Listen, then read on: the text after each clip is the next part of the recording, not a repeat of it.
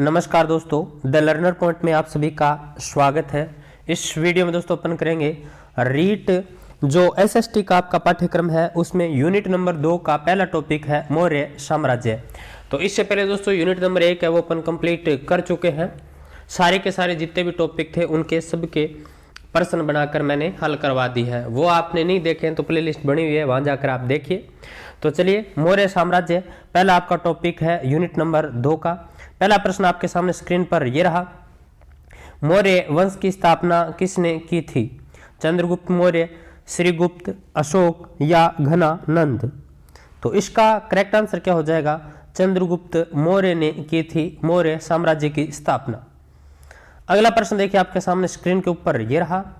सम्राट अशोक के अधिकांश अभिलेख है वो किस लिपि में लिखे गए हैं? अच्छा प्रश्न है।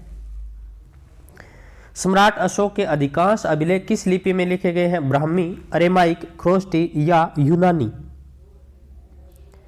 तो इसका राइट आंसर हो जाएगा ब्राह्मी लिपि में लिखे गए हैं सम्राट अशोक के अधिकांश अभिलेख, और ये प्राकृत भाषा में लिखे गए हैं। ठीक है, अगला प्रश्न देखिए आपके सामने स्क्रीन पर यह रहा। प्रश्न ये है, दिव्य दान के अनुसार अशोक के शासनकाल में तक्षशिला में 2 विद्रोह हुए जिनका दमन करने के लिए सर्वप्रथम किसे भेजा गया था? अच्छा प्रश्न है। दिव्य दान के अनुसार बिंदुसार के शासनकाल में तक्षशिला में 2 विद्रोह हुए थे जिनका दमन करने के लिए सर्वप्रथम किसे भेजा गया? चंद्रगुप्त मौर्य, अशोक, सुसीम या दशरथ? तो इसका राइट आंसर क्या हो जाएगा? अशोक को भेजा गया।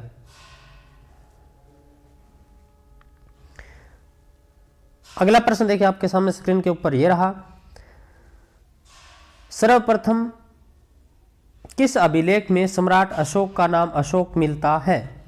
सर्वप्रथम किस अभिलेख में सम्राट अशोक का नाम अशोक मिलता है? गुजरा और मास्की, टोपरा व मेखला, मानसेहरा व शाहबाजगढ़ी, सारनाथ व सांची? तो बताइए इसका राइट आंसर क्या हो जाएगा? तो 4 का राइट आंसर हो जाएगा गुजरा व मास्की। ये ऑप्शन दोस्तों सही नहीं बना हुआ है। अगला प्रश्न देखिए आपके सामने स्क्रीन के ऊपर ये रहा। प्रश्न ये है, कलहण की राजतरंगिणी के अनुसार सम्राट अशोक के द्वारा किस नदी के किनारे श्रीनगर शहर बसाया गया था? कलहण की राजतरंगिणी के अनुसार सम्राट अशोक के द्वारा किस नदी के किनारे श्रीनगर शहर बसाया गया था? विपाशा, स्तुति, वितिस्ता या अश्किनी? तो इसका राइट आंसर क्या हो जाएगा? वितिस्ता। इसको दोस्तों झेलम भी बोलते हैं। अश्किनी चिनाब को बोलते हैं। विपाशा व्यास को बोलते हैं। अगला प्रश्न देखिए आपके सामने स्क्रीन पर यह रहा। प्रश्न यह है, हाथी गुफा अभिलेख के अनुसार सम्राट अशोक के द्वारा कलिंग आक्रमण के समय वहां का शासक कौन था? हाथी गुफा अभिलेख के अनुसार सम्राट अशोक के द्वारा कलिंग आक्रमण के समय वहां का शासक कौन था? महापद्मनंद, दशरथ, घनानंद या नंदराज? तो इसका राइट आंसर हो जाएगा नंदराज था। अगला प्रश्न देखिए आपके सामने स्क्रीन पर यह रहा। राज्याभिषेक से संबंधित लघु शिलालेखों में सम्राट अशोक ने स्वयं को क्या कहा है? राज्याभिषेक से संबंधित लघु शिलालेखों में सम्राट अशोक ने स्वयं को क्या कहा है? अशोकवर्धन, प्रियदर्शी, बुद्धशाक्य या सिंहसेन? तो इसका राइट आंसर हो जाएगा बुद्धशाक्य।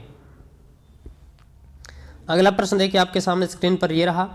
सम्राट अशोक के शासनकाल में पाटलिपुत्र में कौन सी बौद्ध संगीति का आयोजन किया गया था?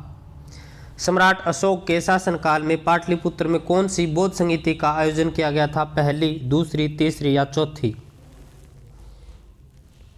तो तीसरी, सम्राट अशोक के समय तीसरी, और इसके अध्यक्ष थे मोगलीपुत्र तीस्त। और बौद्ध संगीतियों के बारे में दोस्तों मैंने बौद्ध और जैन धर्म पढ़ाया था, तो उसमें चारों बौद्ध संगीतियों के बारे में बहुत अच्छे से एक चार्ट बनाकर आपको समझाया था। ट्रिक भी बताई थी, वो आप वहाँ देख लेना। अगला प्रश्न देखिए आपके सामने स्क्रीन पर ये रहा। सम्राट अशोक ने अपने राज्याभिषेक के किस वर्ष कलिंग पर आक्रमण कर भयंकर नरसंहार किया था? सम्राट अशोक ने अपने राज्याभिषेक के किस वर्ष कलिंग पर आक्रमण कर भयंकर नरसंहार किया था? 7वें वर्ष, 8वें वर्ष, 10वें वर्ष या 13वें वर्ष? तो इसका राइट आंसर हो जाएगा 8वें वर्ष। 8वें वर्ष कलिंग, जो वर्तमान में दोस्तों उड़ीसा के तटवर्ती भाग में पड़ता है, ठीक है। तो ये कलिंग पर आक्रमण दोस्तों 8वें वर्ष किया था अशोक ने। अगला प्रश्न देखिए आपके सामने स्क्रीन पर यह रहा। सर्वप्रथम सम्राट अशोक के अभिलेखों को पढ़ने में किस विद्वान ने सफलता प्राप्त की? यहाँ दोनों चीज पूछना चाहूँ अगर मैं आपसे दोस्तों कि खोजा किसने था और सबसे पहले पढ़ने की कोशिश किसने की थी? Max Muller, Vincent Smith, James Prinsep, tiffin Thaler. तो देखिए दोस्तों, टिफिन थेलर है, इन्होंने तो खोज की थी सबसे पहले सम्राट अशोक के अभिलेखों की, और पढ़ने वाला विद्वान था सबसे पहले पढ़ने की कोशिश करने वाला जेम्स प्रिंसेप, इसी ने सफलता प्राप्त की। अगला प्रश्न देखिए आपके सामने स्क्रीन के ऊपर ये रहा। प्रश्न ये है कि निम्न में से कौन सा कथन असत्य है? निम्न में से कौन सा कथन असत्य है? सम्राट अशोक के अभिलेखों की सर्वप्रथम खोज टिफिन थेलर ने 1750 में की थी। कौटिल्य के अर्थशास्त्र का प्रमुख विषय अर्थशास्त्र था। सुदर्शन झील का निर्माण चंद्रगुप्त मौर्य के शासनकाल में करवाया गया। अशोक ने श्रीलंका में बौद्ध धर्म के प्रचार हेतु महेंद्र व संघमित्रा को भेजा था। तो इसका करेक्ट आंसर हो जाएगा बे वाला ऑप्शन। ये राजनीति से संबंधित था दोस्तों। अगला प्रश्न देखिए आपके सामने स्क्रीन पर, अगला प्रश्न देखिए आपके सामने स्क्रीन के ऊपर यह रहा। वह जैन भिक्षु कौन थे जिनके साथ चंद्रगुप्त मौर्य दक्षिण भारत गए? ये बौद्ध नहीं है दोस्तों, जैन, क्योंकि चंद्रगुप्त मौर्य ने अंतिम समय में अकाल पड़ा था, तो जैन धर्म है वो ग्रहण कर लिया था और संलेखना पद्धति से अपने प्राणों का त्याग कर दिया था। संलेखना मतलब उपवास करके। तो स्थूलभद्र, भद्रबाहु, वसुमित्र या उपगुप्त? तो इसका राइट आंसर हो जाएगा भद्रबाहु से। चंद्रगिरी की पहाड़ी के ऊपर दोस्तों इन्होंने संलेखना पद्धति से अपने प्राण त्याग दिए थे चंद्रगुप्त मौर्य ने अंतिम समय में। अगला प्रश्न देखिए आपके सामने स्क्रीन पर यह रहा। यूनानी लेखकों ने किस मौर्य शासक को अमित्र घात की संज्ञा दी थी? यूनानी लेखकों ने किस मौर्य शासक को अमित्र घात की संज्ञा दी थी? चंद्रगुप्त मौर्य, बिंदुसार, अशोक या कुणाल? तो इसका राइट आंसर हो जाएगा बिंदुसार। अगला प्रश्न देखिए आपके सामने स्क्रीन के ऊपर यह रहा। प्रश्न यह है, अशोक के धम्म को किसने राजधर्म की संज्ञा दी थी? अशोक के धम्म को किसने राजधर्म की संज्ञा दी है? James Prinsep, William Jones, Alexander Cunningham, Fleet महोदय? तो इसका राइट आंसर क्या हो जाएगा? फ्लीट महोदय। अगला प्रश्न देखिए आपके सामने स्क्रीन के ऊपर यह रहा।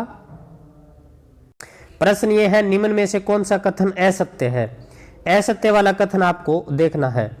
सम्राट अशोक के ज्यादातर अभिलेख प्राकृत भाषा में है। चंद्रगुप्त मौर्य पहला शासक था जिसने अपनी प्रजा को अभिलेखों के माध्यम से संबोधित किया था। दशरथ ने नागार्जुनी गुफाएं दान में दी थी। बृहदत्त अंतिम मौर्य सम्राट था। तो इसका राइट आंसर वह हो जाएगा दोस्तों, चंद्रगुप्त मौर्य नहीं, अशोक था पहला शासक जिसने अपनी प्रजा को अभिलेखों के माध्यम से संबोधित किया था। अगला प्रश्न देखिए, कौटिल्य ने अर्थशास्त्र में राज्य के कितने अंगों का उल्लेख किया है? 5, 7, 8 या 16? तो इसका राइट आंसर हो जाएगा 7 का। 7 का किया दोस्तों, बे वाला ऑप्शन है वो करेक्ट हो जाएगा। राजा, अमात्य, जनपद, दुर्ग, कोष, सेना, मित्र, इन 7 का उल्लेख किया कौटिल्य ने अपने अर्थशास्त्र के अंदर। राज्य के 7 अंग बताए हैं। अगला प्रश्न देखिए आपके सामने स्क्रीन पर यह रहा। सम्राट अशोक के साम्राज्य में 5 प्रांतों का उल्लेख मिलता है। निम्न में से कौन सा युग्म प्रांतों व उनकी राजधानी के संबंध में असत्य है? देखिए इधर प्रांत दे रखे हैं, इधर राजधानी दे रखी है उत्तरापथ तक्षशिला, अवंती राष्ट्र उज्जैनी, कलिंग तोसली, दक्षिणापथ स्वर्णगिरी, मध्य देश महिष्मती। तो मध्य देश है इसकी महिष्मती नहीं थी दोस्तों, मध्य देश की पाटलिपुत्र थी। कौन सी थी? पाटलिपुत्र। बाकी सारी सही है। अगला क्वेश्चन देखिए, अगला प्रश्न देखिए आपके सामने स्क्रीन के ऊपर ये रहा। प्रश्न ये है, दीपवंश के अनुसार सम्राट अशोक को बौद्ध धर्म में किसने दीक्षित किया था? भद्रबाहु, उपगुप्त, राधागुप्त या निग्रोध? तो इसका करेक्ट आंसर हो जाएगा उपगुप्त ने। बे वाला ऑप्शन है वो करेक्ट हो जाएगा। अगला प्रश्न देखिए आपके सामने स्क्रीन पर ये रहा। प्रश्न ये है, यूनानी राजदूत डाइमेकस किसके शासनकाल में भारत आया था?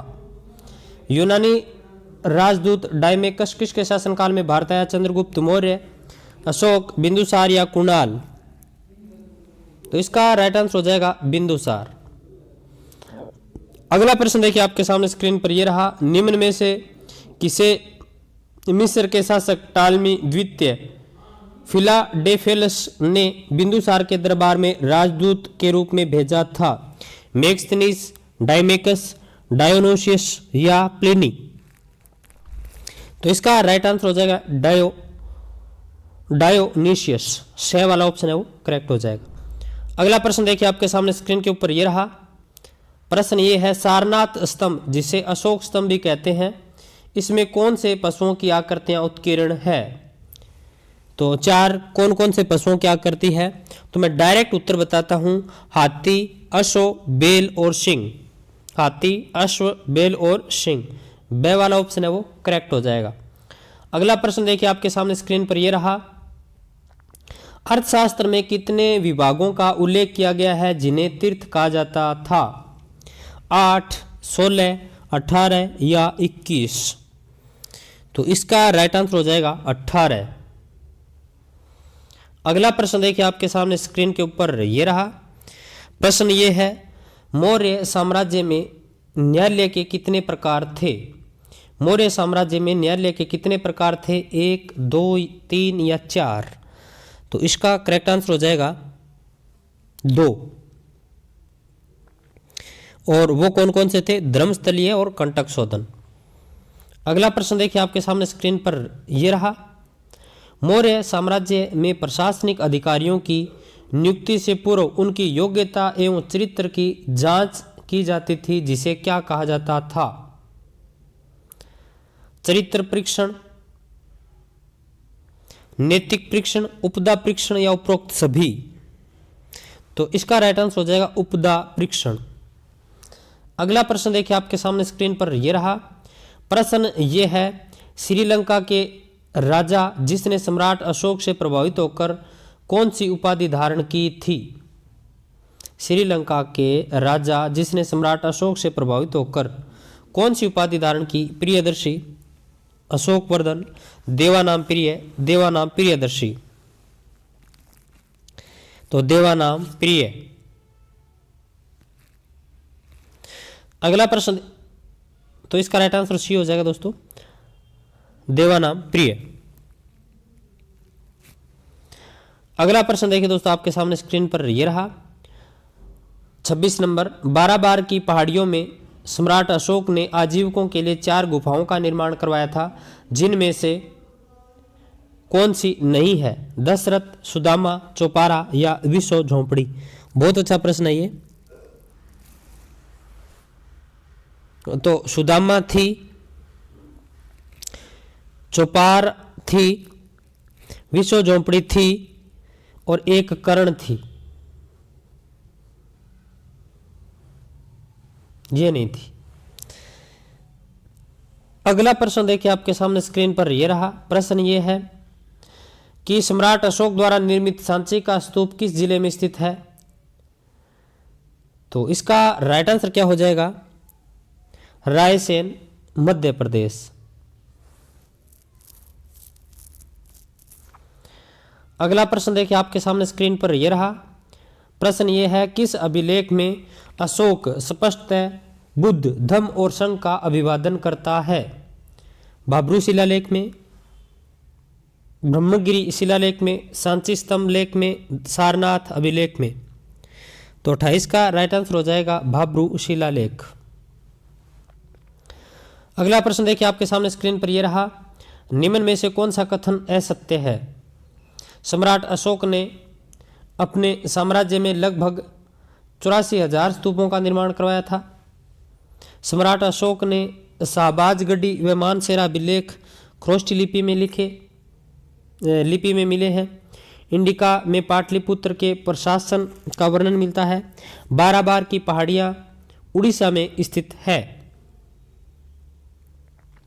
तो बाराबार की पहाड़ियां है ये बिहार में है, बाकी सारे सही है। अगला प्रश्न देखिए आपके सामने स्क्रीन पर यह रहा, प्रश्न ये, निम्न में से कौन सा युग्म असंगत है?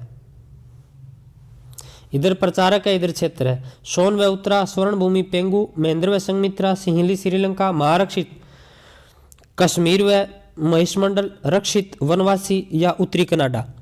तो महारक्षित है, इसको यवन प्रदेश भेजा था। कहाँ भेजा था? यवन प्रदेश। तो ये थे दोस्तों 30 प्रश्न मौर्य साम्राज्य से संबंधित। आपको कैसे लगे मुझे कमेंट बॉक्स में जरूर बताना। इसके साथ साथ दोस्तों वीडियो को लाइक करना, अपने दोस्तों में शेयर करना। फिर मिलते हैं नेक्स्ट टॉपिक के साथ, तब तक जय हिंद जय भारत।